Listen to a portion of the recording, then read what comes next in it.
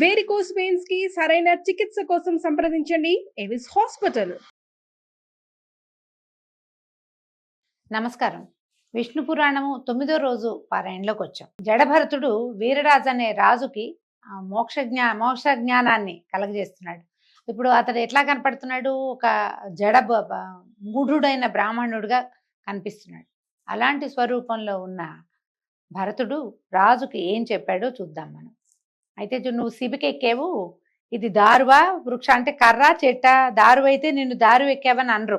ఇది వృక్షం అంటావా వృక్షం ఎక్కావనరు. ఇది ఇప్పుడు దారులు చాలా చెక్కలతోటి తయారు చేయబడింది కాబట్టి దీనికి శిబిక అని పేరు. అప్పుడు నేను శిబికారూఢుడు అనాలి. నువ్వు మనం ఎలా ఉన్నాము అనే దాన్ని బట్టే అవతల వాళ్ళు మన ఏదైనా అంటారు. కానీ మనం అది ఎంతో కాలం అలా ఉండవు. ఇప్పుడు నువ్వు ఒక అందలం ఎక్కితే అందలం ఎక్కిన వాడు అంటారు, దిగాక నిన్ను అందలం ఎక్కిన వాడని అనలేరు కదా. అప్పుడు నువ్వు ఎక్కడుంటే అక్కడ. అలాగే ఆత్మ ఎక్కడుంటే ఆ పేరుతోటి పిలువబడుతుంది. చరాచర పదార్థాలన్నీ లోక సౌజ్ఞ చేతే మనకి భిన్న రూపాలుగా కనిపిస్తాయి. ఇప్పుడు ఒకే చెక్క ఒక చెట్టు నుంచి తయారు చేసింది, ఒకటి బల్ల అవుతుంది, ఒకటి కుర్చీ అవుతుంది, ఇంకొకటి పీట అవుతుంది. ముక్కాలు పీట అవ్వచ్చు, 4 కాళ్ళ పీట అవ్వచ్చు. కానీ ఈ పీటకి మూలాధారం ఏమిటి? దారువు. ఆ దారువుకి మూలాధారం వృక్షం. కానీ పేర్లు ఎట్లా మారినాయి? అలాగే మనం కూడా అంతే, మానవులు కూడా అంతే. ఏ కాలంలోనూ ఎలాంటి మార్పుని పొందనిది ఆత్మే. దానికి బాల్యం లేదు, వృద్ధాప్యం లేదు. శరీరానికే అవన్నీ ఉంటాయి. ఇప్పుడు మన తల్లిదండ్రులకి మనం కొడుకు, కొడుకులకి నువ్వు తండ్రివి, భర్తకి భార్యవి లేదా భార్యకి భర్తవి, ప్రజలకి రాజువి. నువ్వెవరు? భార్యని భర్తని అని చెప్పామనుకోండి, మరి కుమారులకి తండ్రివి. ఒకే నేననే పదార్థము ఇన్ని రకాల పేర్లతోటి ఎట్లా పిలువబడుతోంది? ఎలా జరుగుతోంది ఇట్లా? ఇప్పుడు నువ్వు అహం, నేను అని చెప్పుకుంటాం. ఈ నేను అనేది ఇందులో చెవి నువ్వా, ముక్కు నువ్వా, కాలు నువ్వా, పొట్ట నువ్వా, ఏది నువ్వు? ఇవన్నీ కలిపితే నువ్వు. పోని నువ్వేమైనా శాశ్వతంగా ఉంటావా? క్షణం తిరిగితే ఏమవుతామో తెలియదు.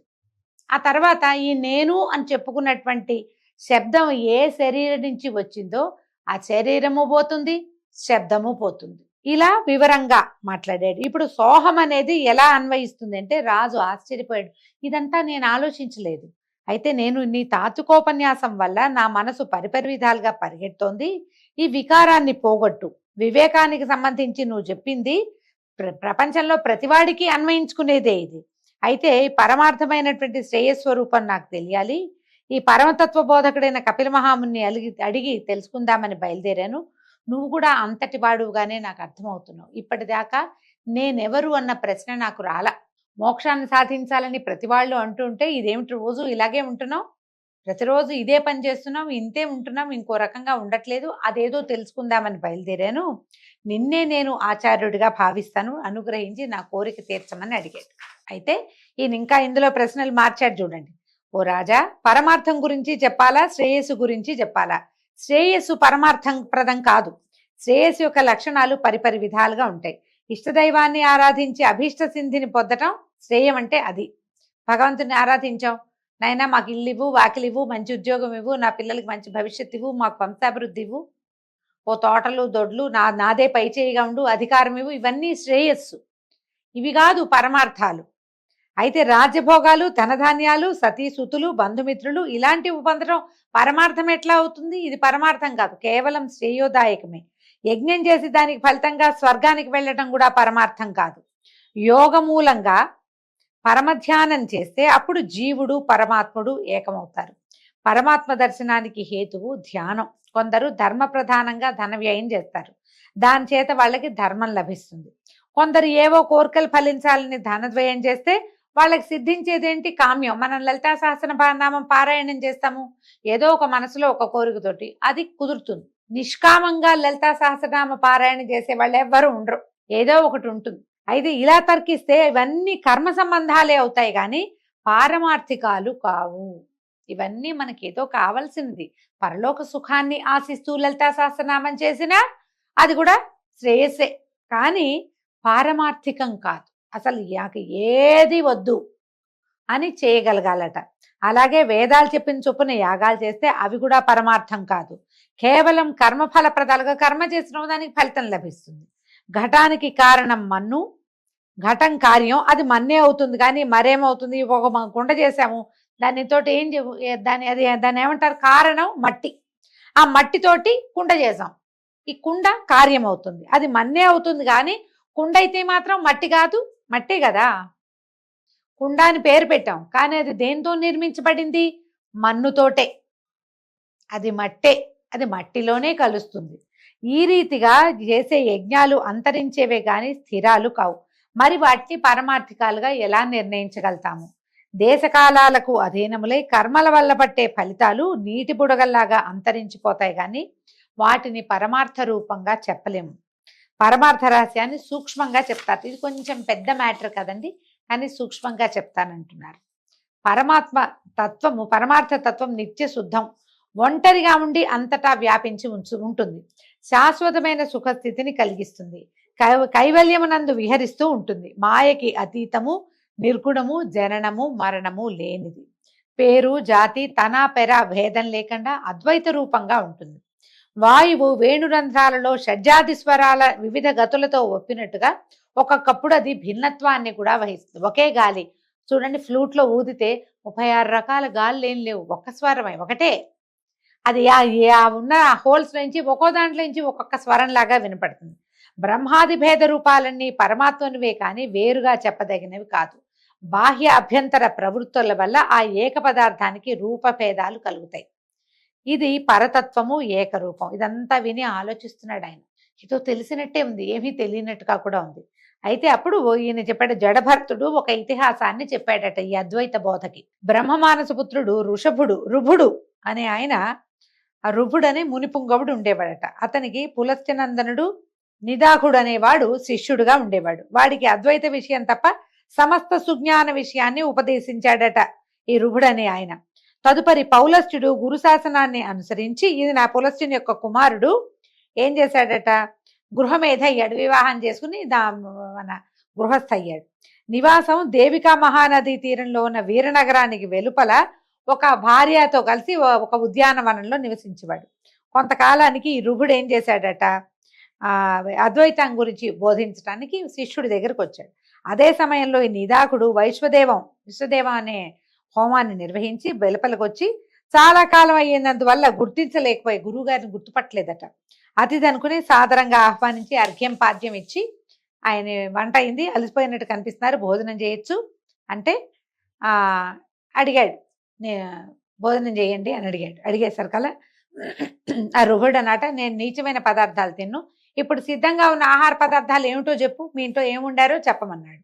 ఈయన కమ్మని వాసన కలిగిన పదార్థాలు, రస పదార్థాలు, దోశలు, మినపగార్లు, గోధుమ పిండి వంటలు ఉన్నాయని నిదాకుడు చెప్పేట. అప్పుడు ఈ రుహుడేమన్నాడు, నువ్వు చెప్పినవన్నీ నాకు ఇష్టం లేవు, మంచి మృష్టాన్నాలు లేకపోతే నేను ఆరగించను, ఇవన్నీ చప్పటివి, ఇవి నేను తిన్ను అంటే, సరే ఏమన్నాడు నిదాకుడు భార్యని పిలిచి, అబ్బాయి చూడు, ఈయనకి ఇష్టమయ్యేలాగా రుచికరమైన పదార్థాలు ఉండు, ఈ చప్పటివి కమ్మటివి కాకుండా అని చెప్పేసరికల్లా ఈవిడ ఏం చేసిందట, మళ్ళీ వంట చేసి భర్తకి ఆయనకి చక్కగా రుచికరమైన వంటని వడ్డించిందట.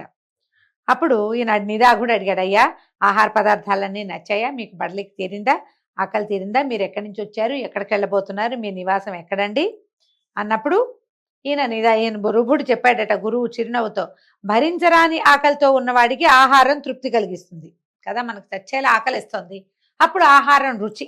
ఆకలే లేని వాడికి ఆహారం ఏమిటి, తృప్తి ఏమిటి, నాకు ఆ రెండింటి సంబంధం ఎప్పుడూ లేదు. పృథివీ వలన కలిగిన ధాతు సమూహాన్ని, జలమును జఠరాగ్ని దహిస్తుంది. ఆకలి దాహం దేహధర్మాలు, ఆ వికారాలు నాకు ముందు ఎప్పుడూ లేవు, ఇప్పుడు లేవు, కనుక నాకు తృప్తి అనేది ఎప్పుడు తృప్తిగానే ఉంటాను నేను. దీనివల్ల పెరిగింది, దానివల్ల తగ్గింది ఏం ఉండదు. తుష్టి పుష్టి అనేవి చిత్తధర్మాలు, విశిష్ట చిత్తులైన వాళ్ళని అడుగు, వాటిని వివరించి చెప్తారు, అవి పరమాత్మకి ఉండవు, అంతా ఒకటే సారం, ఇది రుచి అరుచి అలాంటివి ఏమి ఉండవన్నాడు. ఇక నువ్వు నేను మిత్రుడు శత్రుడు అనే విచక్షణ లేక సర్వము అచ్యుత స్వరూపం అనేలాగా ప్రవర్తించు, ఐహిక వాంఛలకు మనసియ్యకు అని చెప్పగా నిదాకుడు అడిగేటట, అయ్యా నువ్వెవరు, నీ పేరేమిటని అడిగితే, ఓరి నేను నీ గురువుని, నిదాయమైన రుభుడని, ఆత్మతత్వాన్ని ఉపదేశించాను, సుఖివై ఉండు అని రుభుడు వెళ్ళిపోయాడు. ఆ విధంగా నిదాకుడు నిదానంగా గురువుగారు చెప్పిన విధంగా ప్రవర్తించి ముక్తుడయ్యాడట. అంటే ఏం చేశాడు, సర్వాంతర్యామి భగవంతుడు సర్వాంతర్యామిని గ్రహించి బంధువని శత్రువని లేక సమాన బుద్ధిగా ప్రవర్తించి ముక్తుడయ్యాట. అప్పుడు ఈయన చెప్తున్నాడు జడభరతుడు వీరరాజుకి, నువ్వు కూడా అలా ప్రవర్తించు అని జడభరతుడు చెప్పగా రాజు బ్రహ్మతత్వ జ్ఞాని అయి ప్రవర్తించి విష్ణు సాయుధ్యాన్ని పొందాడు. జడభరతుడు ఆ జన్మలోనే ఆత్మతత్వ జ్ఞాన బలంతో ముక్తి పొందాడు. ఈ జడభరతోపాఖ్యానం చదివినా విన్నా మోహభ్రాంతులకు చిక్కక ఆత్మజ్ఞానం కలిగి చరితార్థులవుతారు. ఇది విశేషమైన గాథండి, కొంచెం నిదానంగా వినవలసింది. ఇందులో కథ కంటే పరతత్వ జ్ఞాన బోధ ఎక్కువగా ఉంది. మనము శీతోష్ణాదులు అబ్బా చలిగా ఉందని వేడి నీళ్ళ స్నానం, అబ్బా వేడిగా ఉందని చన్నీళ్ళ స్నానం చేస్తాం. రుచిగా లేదని పదార్థాలు వదిలేస్తాం. ఇందులో ఉప్పు ఎక్కువ, ఇందులో ఉప్పు తక్కువ, ఇలాంటి ఆలోచనలు చేస్తాం. అసలు రుచి అన్నది పాటించద్దు. స్వపర భేదం లేకుండా ఉండాలి. నేలైనా ఎక్కడైనా సరే ఒకటే రకంగా ప్రవర్తించగలిగితేనే మనకి ఆత్మతత్వాన్ని అర్థం చేసుకోగలుగుతాం. అది చెప్తున్నారు. ఇవి పెద్ద విషయం. ఇలా చెప్తున్నారు. మనం అలా ఎలా ఉంటామండి అనిపిస్తుంది వెంటనే. మనకి నోటికి చేదుగా అనిపిస్తే ఉమ్మేస్తాం. వెంటనే చిచ్చిచి అనుకుంటాం, వీళ్ళకి వంట రాదనుకుంటాం. ముందు విమర్శ మానేయాలి. అక్కడి నుంచి మెల్లిగా పరతత్వమో ఆత్మతత్వమో జ్ఞానమో ఏమిటో వస్తాయి. అవన్నీ రావాలంటే ముందు మనకు ఉండవలసింది ఏంటంటే సంయమనం కావాలి. దేనికి ఎక్కువగా స్పందించకూడదు, అక్కడ మొదలు పెట్టాలట.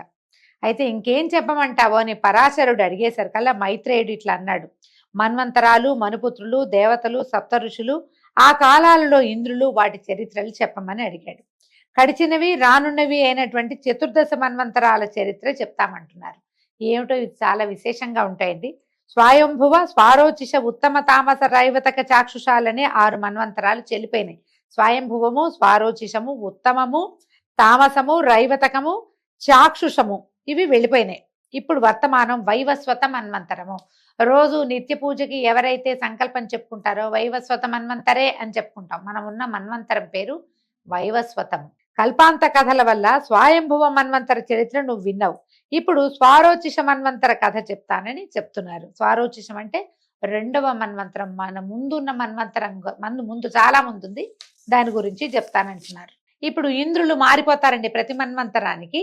దీనికి చెప్తున్నారు. స్వారోచిష మన్వంతరంలో పాండవాదులు సురలు, వాళ్ళు దేవతలట. విపస్నిప్తుడు అనేవాడు ఇంద్రుడిగా ఉన్నాడు. ప్రాణవాత, అగ్నివృష, స్వరస్తంభక, ఊర్జకులు అనేవారు సప్తర్షులుగా ఉండేవాళ్ళు. ఋషులు మారిపోతారు మన్వంతరంలో.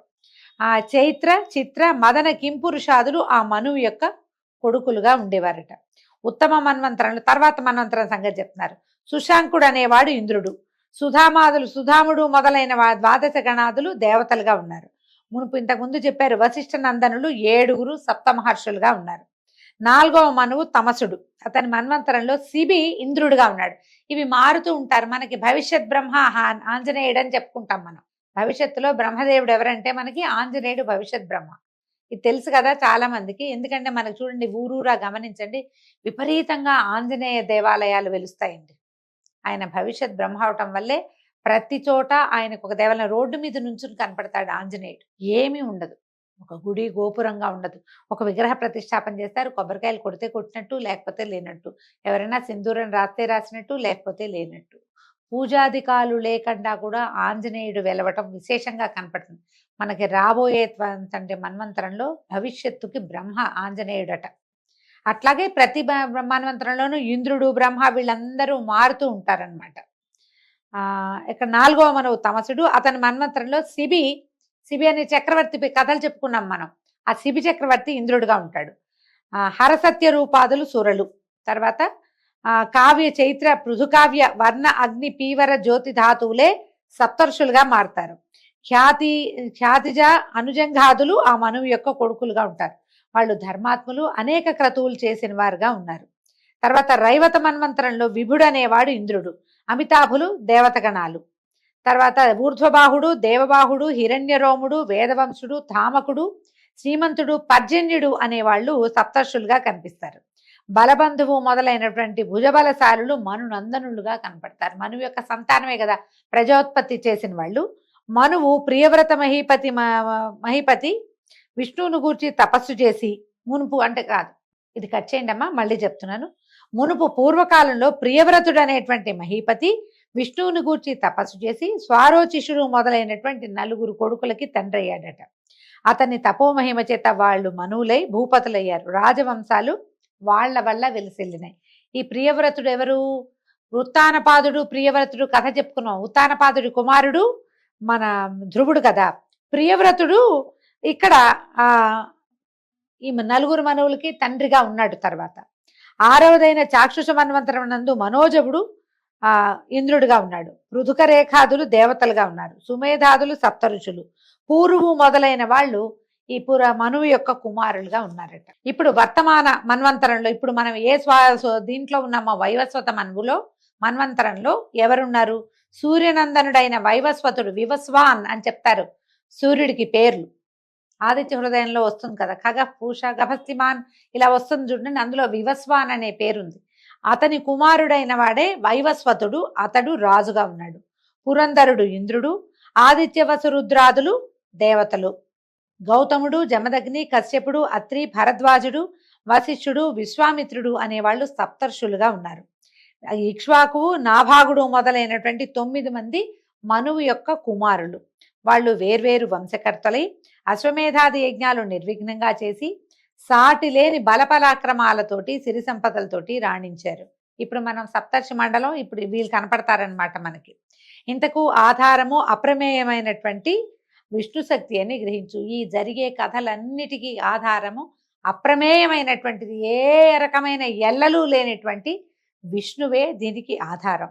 శ్రీహరి వంశాలు ఆయా మన్వంతరాలలో రూపాలు ధరించి సాత్విక గుణాలతోటి జగాలను రక్షిస్తూ ఉంటాయి. సురలు, సిద్ధులు, ఆద్యులు, చరాచర భూతాలు, ఖేచరులు, భూచరులు, జలచరాలు, వనచరాలు, మృగాలు, ఇలా జీవకోటి అంటే శ్రీ విష్ణుదేవుని విభూతిగా భావించు, సంభావించు అని చెప్పి అనాగత మన్వంతర విషయం గురించి చెప్పబోతున్నారనమాట. సూర్యుడు విశ్వకర్మ పుత్రికను సౌమ్యను పెండ్లాడి ఆమెతో వినోదించుతుండగా కొంతకాలానికి మనువు, యముడు అని 2 కొడుకులు, యమున అనేటువంటి కూతురు కలిగారు. తర్వాత సౌమ్యాదేవి, ఈ సౌమ్య అనే ఆవిడ సూర్యుని ప్రచండ కిరణాలకు ఓర్వలేక తన ఛాయతోటి ఒక యువతిని సృష్టించి పతి శుశ్రూషని జాగరూకతతోటి చేస్తూ ఉండు, నా పిల్లల్ని ఆప్యాయంగా పోషించమని అడవికి పోయి గుర్రంగా మారి తపస్సు చేస్తూ ఉంది. అప్పుడు ఛాయ సౌమ్యలాగానే పతిని సేవిస్తూ అలడిస్తూ ఉండగా ఆయన చాలా ప్రేమగా సౌమ్యగానే భావించి అనుకూలంగా ప్రవర్తిస్తూ ప్రేమాతిశయంతో ఉండేవాడు. కొంతకాలానికి ఛాయకి మనువు, శనైశ్వరుడు అనేటువంటి 2 కుమారులు, తపసి అనే కూతురు కూడా పుట్టారు. అయితే తపసిని తపతి అనే పేరుతోటి కూడా చెప్తారు. అయితే ఈ ఛాయ తన పిల్లల్ని చూస్తున్నట్టుగా తన పైనున్న 3 పెద్ద పిల్లల్ని చూడకపోవటం గమనించి ఒకనాడు కోపావిష్టుడైన ఈయన కేకలేశాడు.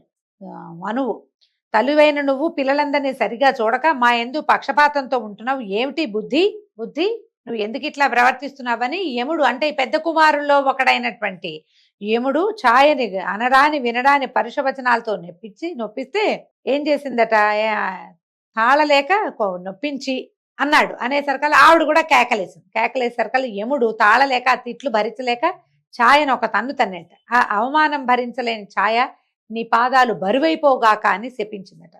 మర్నాడు సూర్యుడు వికృతంగా బరువుగా లావుగా వాచిపోయి ఉన్నటువంటి ఈ యముడి పాదాలు చూసి, ఏమిటా నాయన నీ పాదాలు ఇలా ఉన్నాయి అని సూర్యుడు ప్రశ్నిస్తే, నాయన నువ్వు కర్మసాక్షి అని అందరూ అంటారు, కానీ మన ఇంట్లో ఏం జరిగిందో నీకు నేను చెప్పాల్సి వస్తుంది, నువ్వు అడిగావు కాబట్టి నేను చెప్తున్నాను. అమ్మలాగానే ఉన్న ఈమె అన్నదమ్ములైన మమ్మల్ని సమదృష్టితో చూడకుండా వాళ్ళని వేరేగా మమ్మల్ని వేరేగా చూస్తుంటే నేను అడిగాను, నేను గట్టిగా ప్రశ్నించా, నేను దుర్భాషగానే అడిగా.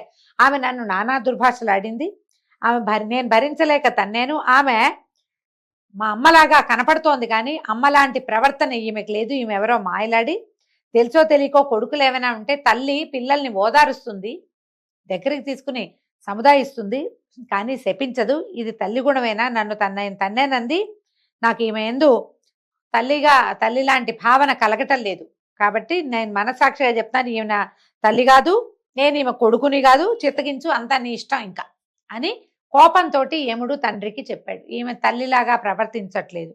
సూర్యుడు ఛాయాదేవిని అప్పుడు పరిశీలనగా చూసి, కాంత ఎవరు నువ్వు? యమునిపై అంత నిర్దయగా ప్రవర్తించావు, ఏ కన్న తల్లైనా ఇట్లా శపిస్తుందా?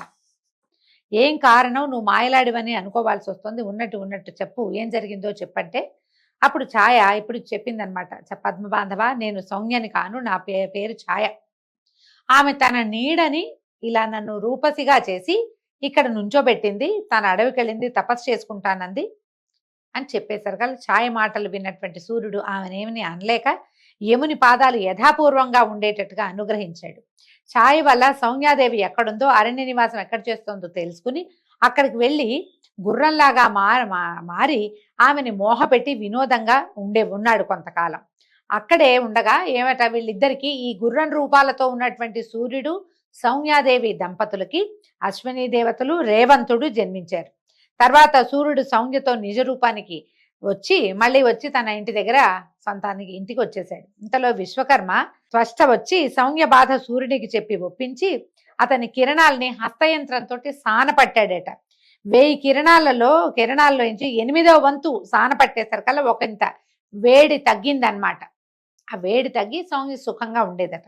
తర్వాత విశ్వకర్మ సానపట్టినప్పుడు ఏం చేశాడట, ఆ సానపట్టిన సూర్యకిరణాల రజనుతోటి శివునకు త్రిశూలము, విష్ణువుకి చక్రము, కుబేరుడికి ఖడ్గము, కుమారుడికి అంటే కుమారస్వామికి శక్తి, వివిధ ఆయుధాలు ఆయా దేవతలకి రూపొందించి ఇచ్చాడు. ఈ విధంగా వైష్ణవ తేజస్సు ఆయా దశలలో పలు విధాలుగా భాసిస్తూ ఉంది. కొంతకాలానికి సూర్యుని వలన సౌమ్యకు ఒక కుమారుడు ఛాయాశక్తితో సహా కలిగాడట. అతని పేరు సావర్ణి. ఇతను అన్ని విధాలా తన అన్నలకు సాటి అయినటువంటి లోకపావన మూర్తిగా జన్మించాడు. అయితే ఈ సావర్ణి ఏం చేశాడట, తపశ్శక్తితో విష్ణువు అనుగ్రహం కోరి మనువు కావాలని తపస్సు చేయటం మొదలుపెట్టాడట. రసాతలాధిపతి అయి ఉన్నటువంటి బలి ఇంద్ర పదవి కోసం వాసుదేవుణ్ణి ఆరాధిస్తున్నాడు. సుతపాది 20 గణాలు దేవగణాలు కావాలని తపస్సు చేస్తున్నారు. గాలవుడు, దీప్తిమంతుడు, పరశురాముడు, కృపాచార్యుడు, అశ్వత్థామ, కృష్ణద్వైపాయనుడు, ఋష్యశృంగుడు, సప్తమహర్షులు, నిర్మోహుడు, వీరబాహుడు మునగున్న వారు రాజులవుతారు. వాళ్ళు సావర్ణి కొడుకులు. ఇలాగ ఆ మన్వంతరం గడిచిన తర్వాత దక్ష సావర్ణి మన్వంతరం ప్రారంభం అవుతుంది. ఆ సావర్ణంలో మహావీరుడు అనేవాడు ఇంద్రుడు. ధార, మరీచి, సుధర్మ గర్భాదులు దేవగణాలుగా ఉంటారు. సవనుడు, భవ్యుడు, ధర్ముడు, ద్యుతిమంతుడు, దీప్తి, మేఘుడు, దీప్తకుడు, జ్యోతిష్మతి అనేవాళ్ళు సప్తర్షులుగా ఉంటారు. దివ్యకేతువు, మహాకేతువు మొదలైన ఆ మనువు కొడుకులు రాజులవుతారట. తదాదిగా బ్రహ్మసావర్ణి మంత్రం వస్తుంది. ఇంకా ఎన్ని మన్వంతరాలు మారతాయో చూడండి. దాని యందు శాంతి అనేవాడు ఇంద్రుడుగా, సుఖాత్ముడు, ధర్మాదులు 100 సురలుగా దేవులుగా ఉంటారట. సహ్యుడు, నాభాగుడు, సంతుక్తి, సత్యకేతువు మొదలుగా 7 ఋషులు, సుక్షేత్ర ప్రముఖులు, బ్రహ్మసావర్ణి కొడుకులు 10 మంది పరిపాలకులు అవుతారు. ప్రతి మన్వంతరంలోనూ ఇలా ఇంద్రుడు మారతాడు, మనువులు మారతారు, మను కుమారులు మారతారు, దేవతలు మారతారు, సప్తర్షులు మారుతూ ఉంటారు. తదాదిగా విష్ణు సావర్ణి మన్వంతరం, తర్వాత రుద్ర సావర్ణి మన్వంతరం వస్తుంది. ఈ విధంగా మనకి మన్వంతరాలు తిరుగుతుంటే మన్వంతరాలని బట్టి వీళ్ళందరూ మారటంతో మనం ఇప్పుడు వైవస్వత మన్వంతరే, కలియుగే ప్రథమ పాది, జంబూద్వీపే భరతవర్ష భరతఖండే అని చెప్పుకుంటాం. మన తర్వాత మన్వంతరం వాళ్ళు మళ్ళా ఆ మన్వంతరంలో ఎవరెవరు ఉంటారో వాళ్ళని ఋషులుగా, వాళ్ళని బ్రహ్మగా భావించి పూజా విధానాన్ని, జీవన విధానాన్ని నడుపుతారు. వాళ్ళకి అవన్నీ తెలియచేయడానికి ఈ ఋషులే పూనుకుని, ఇప్పుడు మనం ఇది చదువుకుంటున్నాం కదా విష్ణు పురాణం. ఈ పురాణం ఎక్కడి నుంచి వచ్చింది? మన తాత ముత్తాతలు కల్పించింది కాదు. అంతకు ముందు ఋషి ప్రోక్తంగానే ఇవన్నీ బయటకు వచ్చినాయి. ఎవరైతే సప్తర్షులుగా ఉంటారో వాళ్ళల్లో ఒకరిద్దరు దేనికి పూనుకుని భూమి మీద జన్మించినటువంటి ప్రజాపతుల సంతానానికి జ్ఞానబోధ చేస్తారు, కర్మలన్నీ బోధిస్తారు, యజ్ఞయాగాదులు నియమనం చేస్తారు. ఈ యుగంలో ఎట్లా ప్రవర్తించాలో ఆ నియమాన్ని బోధిస్తారు. దాని ప్రకారంగా యుగ ధర్మాలు నడుస్తూ ఉంటాయి. దీంతో ఈరోజు పారాయణ పూర్తయిందండి. రేపు ఉదయం మళ్ళీ విష్ణు పురాణం తర్వాత భాగంలోకి వెళ్దాము. నమస్కారం.